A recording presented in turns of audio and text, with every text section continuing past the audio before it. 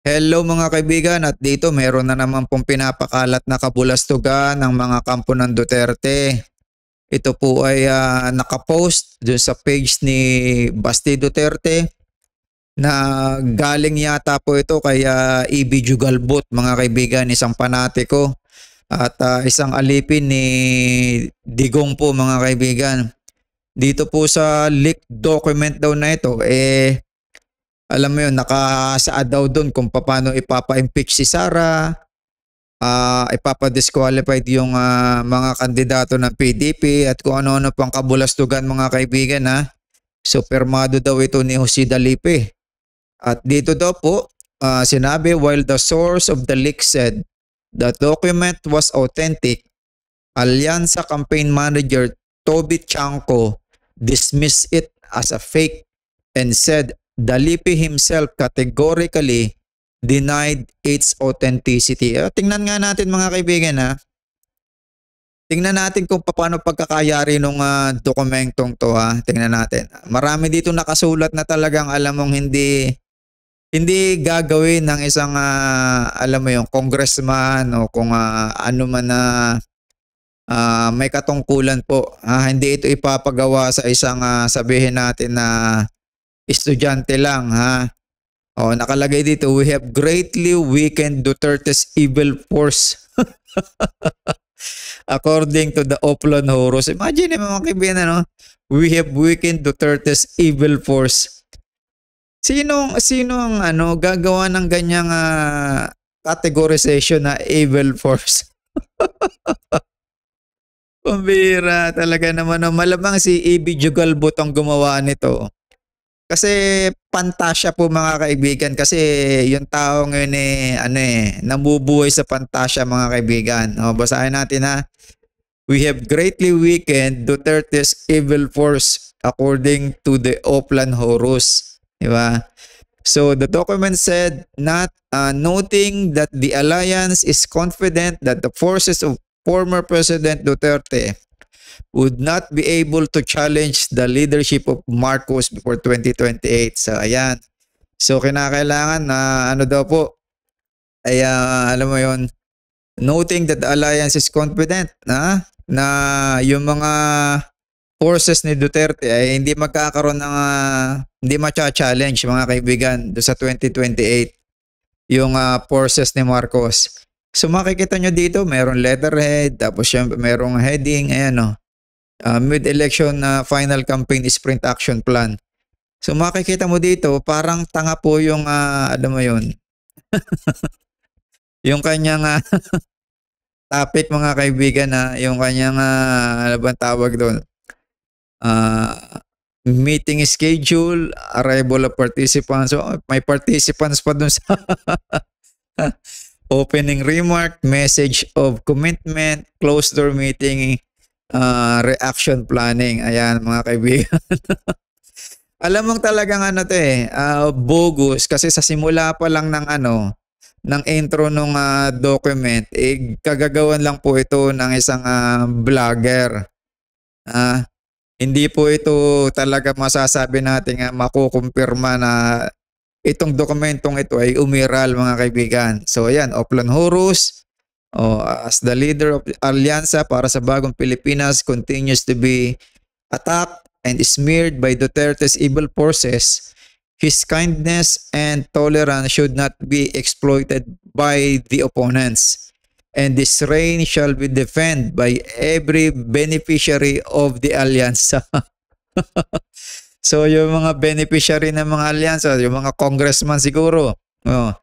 According to the President's instructions, President, Lakas CMD will continue to advance the Oplan Horus as a staunch ally to maintain the alliance's advantage and post-midterm election. What we've accomplished. 1 year after the Oplan Horus formulated, the Alyansa has made encouraging progress. Wow. We have greatly weakened Duterte's evil force according to the Oplan Horus. With the optimistic midterm election situation, we are confident that Dutz Hindi actually ako kung ako gagawa nitong mga ng ganitong ano mga kaibigan, hindi ko babanggitin yung pangalan ng kung sino-sinong tao mga kaibigan, 'di ba? Direct po ang magiging instruction diyan. Wala din yung parang sasabihin mo may pasakali na alam mo yun, oh.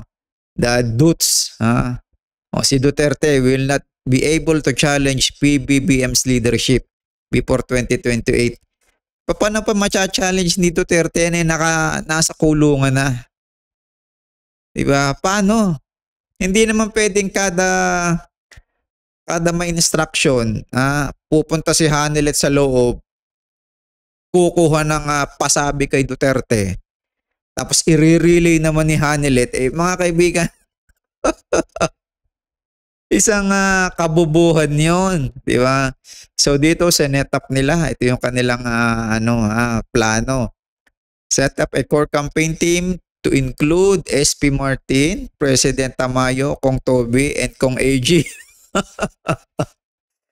So mga kaibigan na talagang isinama nila yung mga big time, yung mga bigatin na na leader, leader ng alyansa. Aligned with more parties. Ensure the certainty of Partido Federal while aligned with Lakas NUP Nacionalista and NPC. So ayan, sinisigurado daw na naka-align. Endorse BIP candidates. Ayan. So dito isinama sina Erwin Tulfo, Ping Lacson, Manny Pacquiao, Senator Revilla, Lito Lapid, and Mayor Abby Binay. So ito yung nasa top. Ito yung nasa top ng mga administration candidates na gusto nilang pabagsakin. Kaya nila isinama dito, papapangitin yung pangalan mga kaibigan. So kitang-kita mo talaga yung nila plano nila raised campaign funds. So magre-raise pa ng campaign funds. Paano magre-raise ng campaign funds? Kung Saldico, prepared 8 billion budget. Pumira talaga, no? Saan kukuha ng 8 billion budget yung mga yan sa Kongreso? Kailangan syempre ng approval, no? Talagang itong si E.B. Jagalbot kung saan man niya nakuha itong pantasya talagang malikot din ang isip mga kaibigan niya, no? 8 billion na budget to cover rallies and logistics, as well as cash and propaganda fees. So involved talaga yung pera mga kaibigan. Used policy tools like exemption of rice tariffs and improvements of uniform personnel's remuneration package. So dito mga kaibigan talagang in-include nila yung rice tariffs, 'di ba? Kasi kasama na nga sa balita At popular nga yung rice tariffs na ngayon kasi nga yung presyo ng bigas. Improvement of uniform personnel's remuneration packages. Dinagdagan na rin ni PBBM, 'di ba, yung mga packages ng mga militar at police. Information campaign, a reactive social network established. Nawala na mga kaibigan, hindi ko na nakita yung kasunod nito. Pero kung makikita nyo yung talagang body ng yung kanyang sabihin natin na substance, isang kabulastugan to mga kaibigan. Napakatinding kabulastugan to kung sino gumawa nitong leak document daw kuno, di ba? So, ayan lang mga kaibigan, share ko lang kasi kinakailangan talaga nilang magsinungaling ngayon.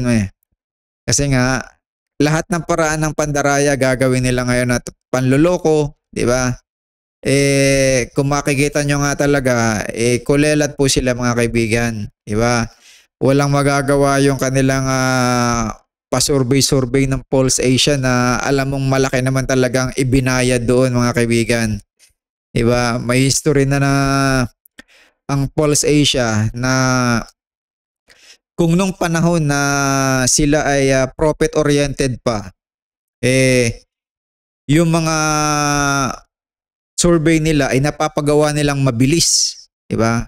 Nagagawa mabilis ng Pulse Asia yung survey basta nabayaran, di ba?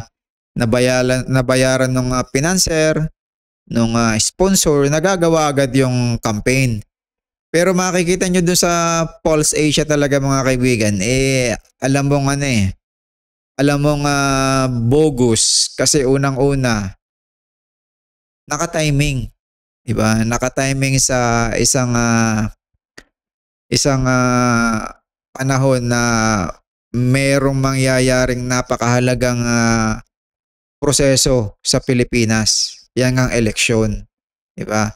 At ito, sinasabi nga natin na patuloy na gagawa ng mga kabulastugan yung mga yan kahit paano mangyari kasi wala namang magkakaso sa kanila dito eh. So okay lang. Nagawa sila ng mga bogus na mga, alam mo yan, na mga kontrobersya, mga gagawa pa yan sigurado ng mga sky scandal kung ano-ano pa. So hintayin natin, di ba? Kung ano yung maiisipan nilang imaginative na mga na mga bagay-bagay para maipanalo po nila. So dito mga kaibigan wag natin paniniwalaan to kasi unang-una, dito nga kasama sa mga dokumento dito sa pangalan na kasama sa mga dokumento ay yung mga top na kandidato ng alyansa. So yan, pinapasamahan nila yung pangalan para mapasama din kasi masama itong intention nila dito sa paglalabas ng dokumentong to. So dahil masama yung pinanggalingan, sabi nila masama, mapapadamay itong mga kandidato, 'di ba? Na masama yung intention ng dokumento, di masama din yung mga taong na diyan, mga pangalan diyan na nakapaloob diyan.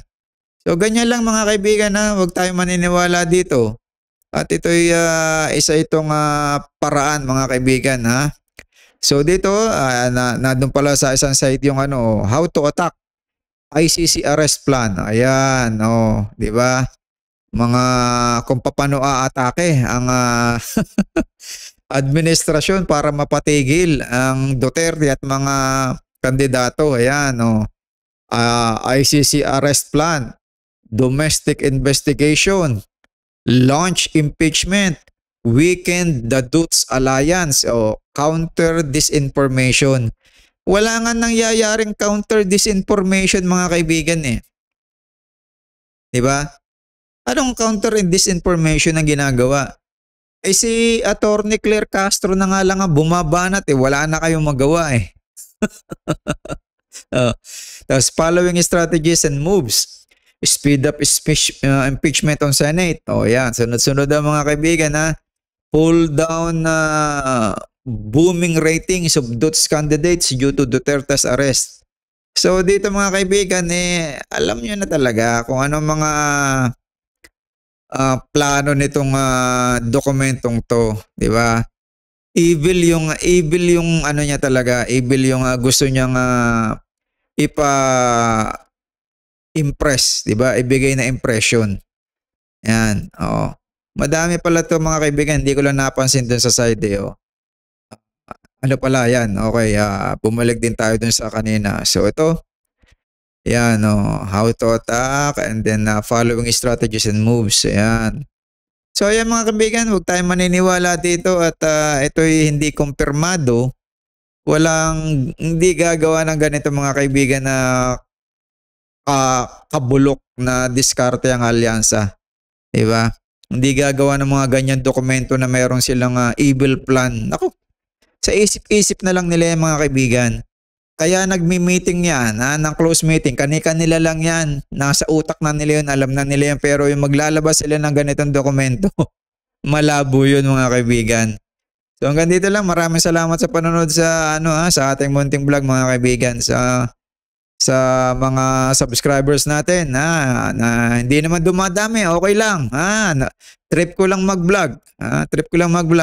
So dito, hanggang dito na lang. Maraming salamat sa inyo mga kaibigan at wala tayong ma-share. Ayoko naman ng mga bali-balita na wala akong ebidensya.